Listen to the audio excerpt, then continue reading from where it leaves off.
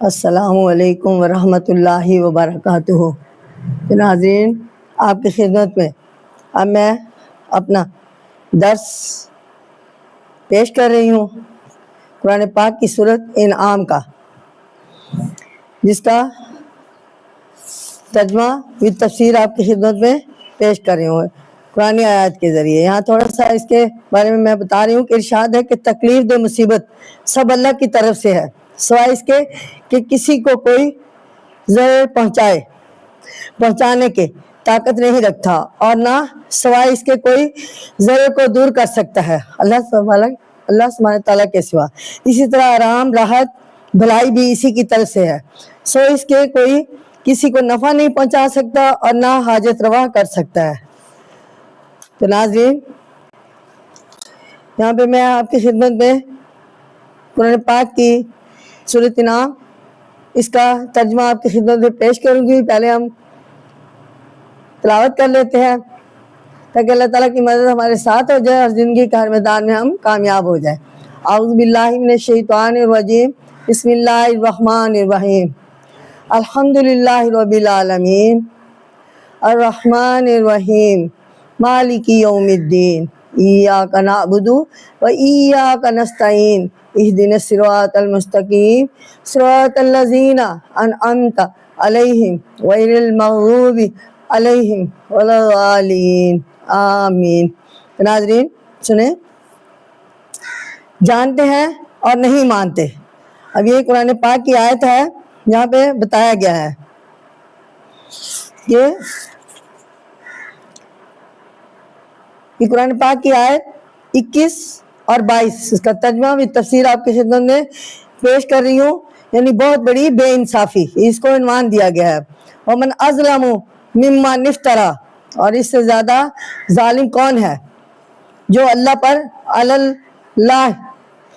اللہ کاذبا، جو اللہ تعالیٰ پر جھوٹا طوفان رکھتا ہے، وَكَذَّبَ بِآيَاتِنَا، اور اس کی آیتوں کو جھٹلاتے ہیں، إِنَّهُ لَا يُفْلِحُ الظَّالِمُونَ، بلا شبہ ظالموں کو بھلائی نصیب نہیں ہوتی۔ وَيَوْمَ نَحْشُرُهُمْ جَمِيعًا ثُمَّ نَقُولُ لِلَّذِينَ أَشْرَكُوا أَيْنَ شُرَكَاؤُكُمْ، یعنی اور جس دن ہم ان سب کو جمع کریں گے، یعنی قیامت والے دن جب سب جمع ہوں گے، پھر ان لوگوں کو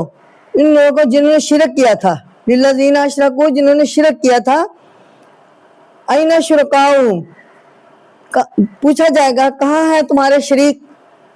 الذین کنتم تزعمون، جن کو تم دعویٰ کرتے تھے، جن کو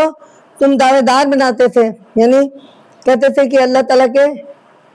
جیسے ہیں، نعوذ باللہ،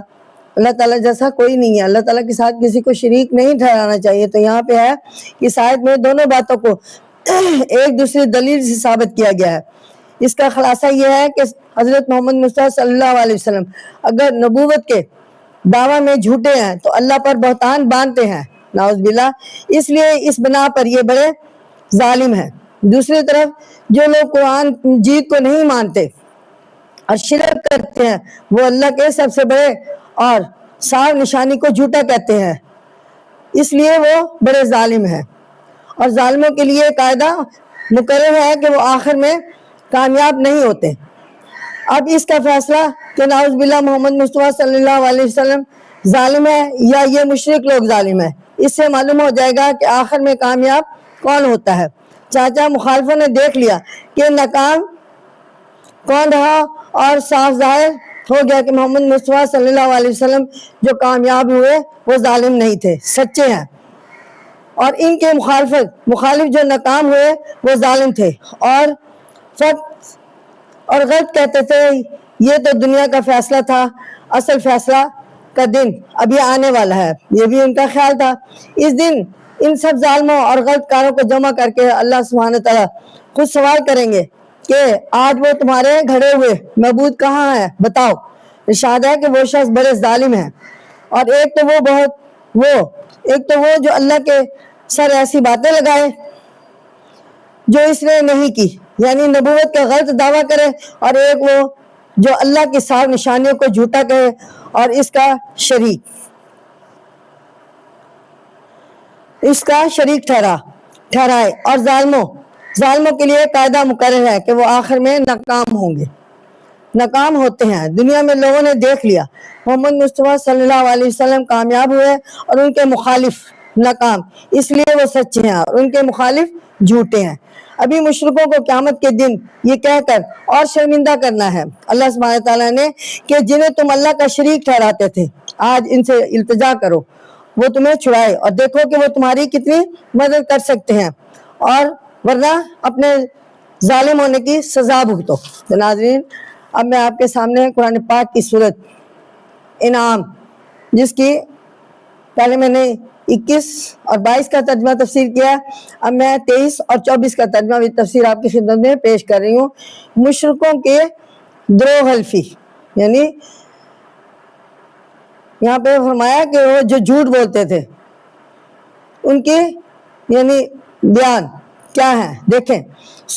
اس آیات میں ثم لم تکن فتنتہم الا ان قالوا، پھر ان کے پاس کوئی فریب نہ رہے گا مگر یہی کہ کہیں گے وللہ، اللہ کی قسم، ربنا، جو ہمارا رب ہے، ما کننا مشرکین، ہم شرک کرنے والے نہ تھے۔ اب دیکھو قسمیں کھا کر وہ یقین دلانے کی کوشش کریں گے۔ انظر کیف کذبوا، دیکھو تو اپنے رب اوپر کیسا جھوٹ، علی انفسہم، اپنی جانوں کو بچانے کے لیے جھوٹ کیسا بولتے ہیں، وضل عنہم ما کانوا یفترون، اور وہ باتیں جو وہ بنایا کرتے تھے ان سے کھوئی گئی، یعنی جیسے وہ ایسے سمجھتے ہیں جیسے ہم نے کچھ کیا ہی نہیں۔ تب سنیں ان سے کہ وہ نیست و نابود ہوا ان سے جو تھے تراشتے، یعنی جو باتیں کرتے تھے انہی کے سبب انہیں عذاب ملا۔ اب یہاں پہ فرمایا گیا ہے کہ ارشاد ہے کہ ان کے سوال سے ہوش گم ہو جائیں گے اور کوئی جواب نہ بن پڑے گا، لے دے کے بس یہی کہیں گے، یہی ایک چال سوجے گی کہ قسم کھا کر اپنا اعتبار دلانا، قسم کھا کر اپنے جرم سے بری ہونا ثابت کریں، کہیں گے ہمیں اپنے اللہ اور اپنے رب کی قسم، ہم نے تو شرک ہرگز نہیں کیا تھا، اللہ کے سوا کسی کو معبود نہیں مانا تھا۔ یہ ان کا حلفیہ بیان جھوٹا اور خلاف واقعہ ہوگا، اس کی وجہ سے ان کی جان اور آفت میں پھنس جائے گی۔ اب اس کے بعد ارشاد ہے کہ ذرا دیکھو تو صحیح، جھوٹی قسم کھا کر کیسا اپنی جان کو اور زیادہ آفت میں پھنسا رہے ہیں۔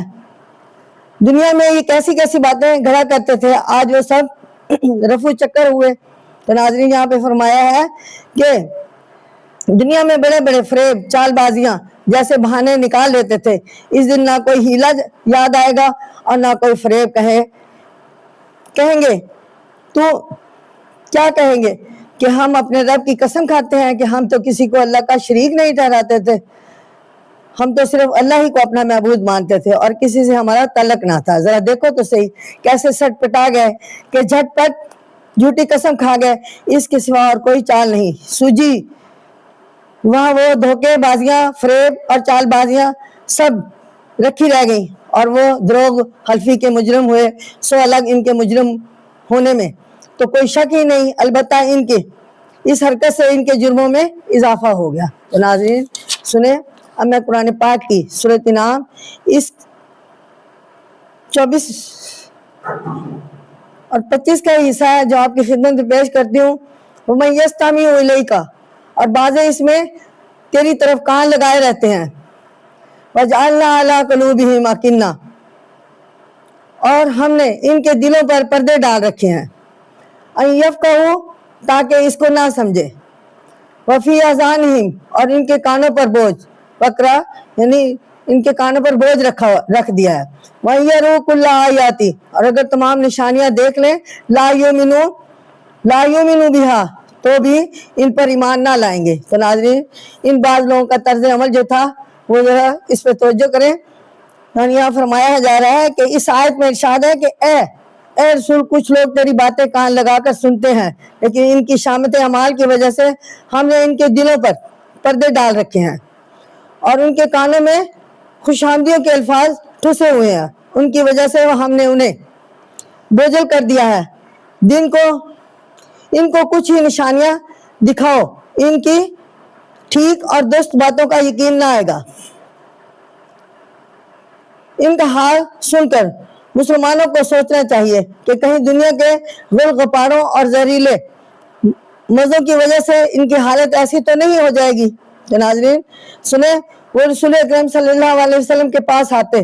اور قرآن سنتے، لیکن اپنے قائم کیے ہوئے طریقے کی محبت اور اپنے جاہ و جلال باقی رکھنے کا پختہ ارادہ ان کے دل میں اس کا اثر نہ ہونے دیتا تھا۔ اپنی عزت اور مرتبہ بنائے رکھنے کے تجویزوں کے سوا وہ اور باتیں سن نہ سکتے تھے، چاہے ہزار نشانیاں دیکھیں ایمان لانے کو تیار نہ تھے۔ تو ناظرین اب سنیں، آپ کی خدمت میں پیش کر رہی ہوں قرآن پاک کی سورۃ انعام اور اس کی آیت نمبر 25 اور 26۔ اسلام کے مخالف اپنا نقصان کر رہے ہیں۔ حتیٰ اذا جاؤ کا قرآن آیت کے ذریعے میں آپ کی خدمت میں پیش کر رہی ہوں۔ حتیٰ اذا جاؤ کا یجادلونک، جہاں تک کہ تیرے پاس تجھ سے جھگڑنے کو آتے ہیں۔ یقول الذین کفروا ان ھذا، تو وہ کافر کہتے ہیں یہ تو صرف پہلے لوگوں کی کہانیاں ہیں، اساطیر الاولین یعنی پہلے لوگوں کی قصے کہانیاں ہیں، نعوذ باللہ۔ وہم ینہون عنہ، اور جو لوگ اور یہ لوگ اس سے روکتے ہیں، ینہون عنہ اور اس سے بھاگتے ہیں، ویہلکون اور ہلاک نہیں کرتے، الا انفسہم مگر اپنے آپ کو، یعنی وہ کسی کا نقصان نہیں کرتے بلکہ اپنی جانوں کو ہی ہلاک کرتے ہیں، وما یشعرون، یہ اور شعور نہیں رکھتے۔ تو یہ ان کو قیامت کے دن سمجھ آئے گی جب یہ اللہ سبحانہ تعالیٰ کے سامنے روبرو اپنا حساب دینے کے لیے کھڑے ہوں گے۔ ارشاد ہے کہ ان کی گستاخی اس حد تک پہنچ گئی کہ آپ کے پاس جھگڑنے کے لیے آتے اور بڑے بڑے سمجھداروں کا سامنا بنا کر، بڑے بڑے سمجھداروں کا سموہ بنا کر یہ کافر لوگ اپنی رائے ظاہر کرتے ہیں کہ ہاں ہم نے سنا، کچھ بھی نہیں ہے، ورنہ ہم بھلا اس کو کہیں چھوڑ سکتے تھے، یعنی یہ چکڑی چپڑی باتیں کرتے ہیں۔ یہ کہہ کر وہ ان لوگوں کو ان کی باتیں سننے سے روکتے ہیں اور خود بھی ان سے دور بھاگتے ہیں۔ وہ اپنے قول عمل دونوں کے ذریعے قرآن پاک کی تعلیم کو نیست و نابود کرنے پر تلے ہوئے ہیں، کرنا چاہتے ہیں اور اسلام کو مٹانے کی کوشش میں مصروف ہیں، نعوذ باللہ۔ لیکن ان کا نتیجہ اس کے سوا کچھ نہ ہوگا کہ یہ نادان لوگ خود نیست و نابود ہو جائیں گے اور اسلام دنیا میں پھلے پھولے گا۔ چنانچہ یہی ہوا اور ان کی نادانی اچھی طرح دنیا پر ظاہر ہو گئی۔ تو ناظرین سنیں ذرا غور سے، میں آپ کی خدمت میں پیش کر رہی ہوں کہ یہ قرآن پاک کی سورۃ انعام اور اس کی آیت نمبر 27 جس کا ترجمہ و تفسیر آپ کی خدمت میں پیش کر رہی ہوں۔ دوزخ کا ہولناک منظر، یعنی جب یہ منافق لوگ دوزخ کا ہولناک منظر دیکھیں گے تو ان کی کیا کیفیت ہوگی۔ وَلَوْ تَرَىٰ إِذْ وُقِفُوا عَلَى النَّارِ، اور کاش کہ تم جب وہ دیکھیں گے یہ منظر دوزخ کا، تو کہیں گے کاش کہ تو دیکھے جس وقت وہ دوزخ پر کھڑے کیے جائیں گے، تو ان کی کیا کیفیت ہوگی۔ فَقَالُوا يَا لَيْتَنَا نُرَدُّ، جب دوزخ پر کھڑے کیے جائیں گے جو ان کا اصل مقام ہے، بس کہیں گے اے کاش، یا لیتنا نرد، کہ کاش ہم پھر بھیج دیے جائیں واپس، ولا نکذب، اور اپنے رب کی آیتوں کو، بآیاتنا ربنا، بآیات ربنا، کہ اپنے رب کی آیتوں کو نہیں جھٹلائیں گے، ونکون من المؤمنین، اور ایمان والوں میں سے ہو جائیں گے۔ یہ ان کے خیال اور زبان غلط ہے یہ۔ اور دوسری بات یہ ہے کہ قیامت کے بعد، قیامت آ جانے کے بعد، اللہ سبحانہ تعالیٰ کا فیصلہ سنانے کے بعد تو کوئی امکان ہی نہیں رہتا کہ وہ دنیا میں واپس آئیں، یہ ناممکن ہے۔ تو اب یہاں پہ ہے کہ ہمارا کام انہیں دنیا کی چیزوں سے جو بہت طاقتور ہیں بن جاتا ہے، ہمیں انہیں کا احسان ماننا چاہیے۔ یعنی اللہ سبحانہ تعالیٰ فرماتے ہیں کہ دیکھو اس آیت میں بتایا گیا ہے کہ ایک دن ان کو دوزخ کے اوپر کھڑا کیا جائے گا اور اس کی تیزی اور شدت دیکھ کر ان کے ہوش اڑ جائیں گے۔ یہ جو اب کہتے پھرتے ہیں کہ نعوذ باللہ اللہ سبحانہ تعالیٰ کوئی چیز نہیں ہے، ہمارا کام انہی دنیا کی چیزوں سے جو بہت طاقتور ہے بن جاتا ہے، ہمیں انہیں کا احساس ماننا چاہیے، یہ سب کچھ بھول جائیں گے اور یقین ہو جائے گا کہ واقعی دوزخ اور قیامت دو چیزیں ہیں، اور اللہ تعالیٰ کا فیصلہ، اللہ تعالیٰ کے فیصلے کے مطابق جو نیک کرنے والے ہیں، نیکی کرنے والے ہیں، اللہ سبحانہ تعالیٰ کا احکام حکم کو ماننے والے ہیں، نبیوں کو اور ان کے پر جو کتابیں نازل ہیں اس کو حق ماننے والے ہیں، وہ سب کو ان کے مقام، یعنی ان کو جنت میں جگہ ملے گی اور جنت کا ان کے حق میں فیصلہ ہوگا۔ جو اللہ سبحانہ تعالیٰ کے احکامات کو نہیں مانتے وہ دوزخ میں جائیں گے، تو ان کا فیصلہ ان کے دوزخ کے حق میں ہوگا۔ ان کے کرتوتوں کی سزا ہے یہ دوزخ ہمارے، اب پھر اقرار کر لیں گے، ہمیں انہی کا احسان ماننا چاہیے، یہ سب کچھ بھول جائیں گے اور یقین ہو جائے گا کہ یہ دوزخ ہمارے ان کرتوتوں کی سزا ہے جنہیں ہم دنیا میں ٹھیک سمجھے ہوئے تھے، اور بے اختیار ان کے منہ سے نکلے گا کہ یہ کسی طرح ہم پھر دنیا میں واپس بھیجے جائیں، تو پھر ہم کبھی اپنے رب کی آیتوں کو نہ جھٹلائیں گے اور ایمان والے بن کر رہیں گے۔ ارشاد ہے کہ اے محمد صلی اللہ علیہ وسلم، اگر تو وہ ہولناک منظر دیکھے کہ قیامت کے دن دوزخ پر ان کو کھڑا کیا جائے گا اور خوف کے مارے ان کا دم نکلنے کے قریب ہوگا، تو پھر تجھے تعجب ہوگا کہ یہ وہی لوگ ہیں جو دنیا میں فرعون، حامان، قارون اور شداد بنے پھرتے تھے۔ آج جب قرآن شریف کے ساری باتیں سامنے آئیں، سچ ثابت ہوئی، تو سٹ پٹا گئے اور بولے کاش ہم دنیا میں پھر بھیج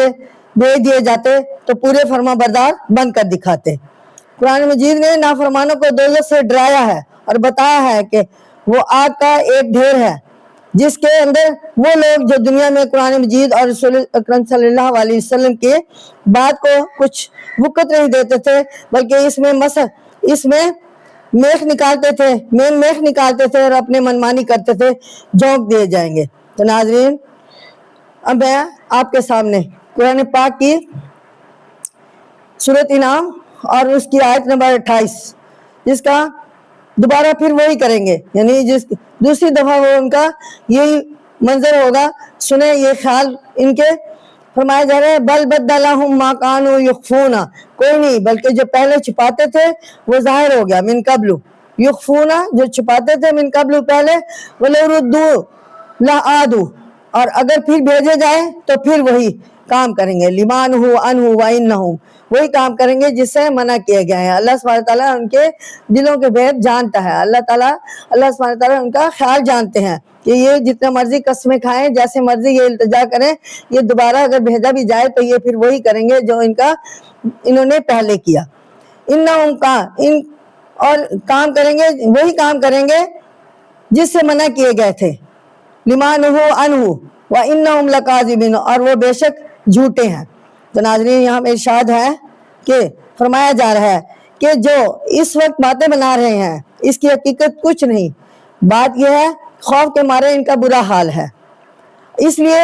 جان بچانے کے لیے ایسا کہہ رہے ہیں۔ اللہ سبحانہ تعالیٰ جانتے ہیں انہیں، ورنہ دل ویسا ہی سخت ہے، اور اگر انہیں دنیا میں بھیج دیا جائے تو پھر یہ انہی باتوں میں پھنس جائیں گے جن سے روکے جانے کا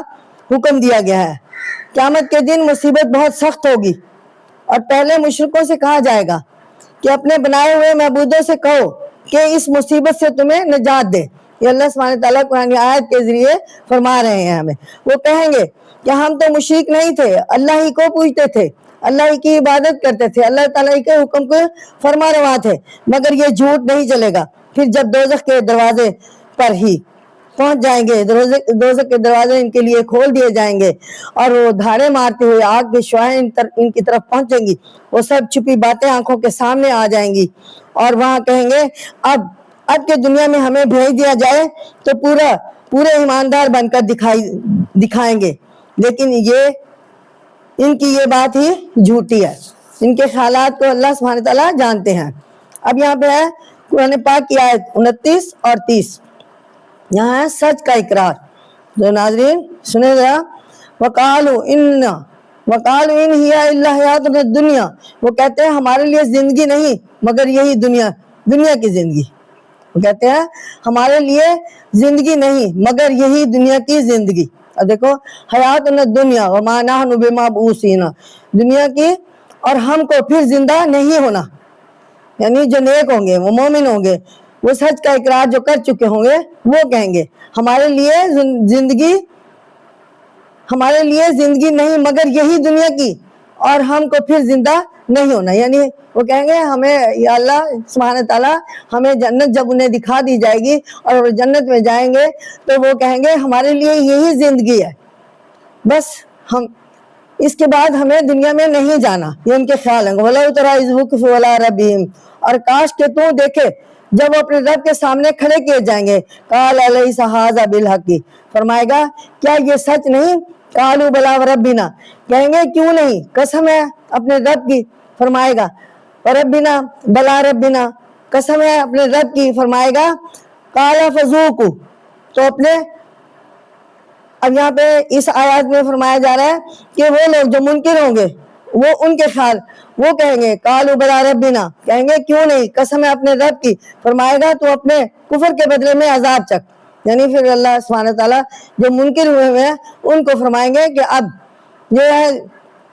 اس دنیا کے مزے چکھو. یعنی جو تم دنیا میں کرتے تھے کفر کے بدلے میں یہ تمہارے آگے عذاب دیا گیا ہے. مومن لوگ, جبکہ مومن لوگ جو ہے وہ وہاں پہ دل لگائیں گے, ان کے لیے جنت کا ماحول انہیں سکون ہوگا اور انہیں سکون دینے والا ہوگا, تو وہ وہاں پہ سکون سے رہیں گے, جنت کے باغ محلوں میں رہیں گے اور نیچے نہریں بہہ رہی ہوں گی, وہ وہاں سکون سے ہوں گے. اس کے برعکس جو منکر ہوں گے, جو اللہ سبحانہ تعالیٰ کو دنیا میں جھٹلا رہے ہوں گے, ان کے مقام ان کا جو ہے انجام بہت برا ہوگا. تو ناظرین, اب میں آپ کے سامنے اس کا تھوڑا سا اور بقیہ حصہ ہے جس کو میں آپ کی خدمت میں پیش کر رہی ہوں. یہاں فرمایا جا رہا ہے کہ منافق لوگ, منافق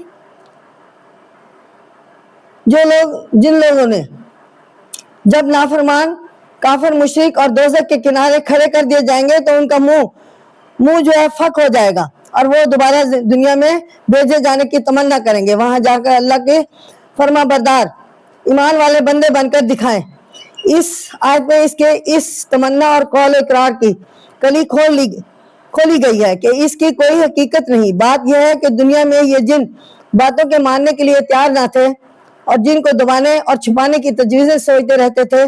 آج وہ کھلم کھلا ان کے سامنے آ گئی. اور جس دکھ درد اور عذاب سے ان کو ڈرایا جاتا تھا کہ دنیا میں تمہارے لیے موقع ہے کہ اس سے بچنے کا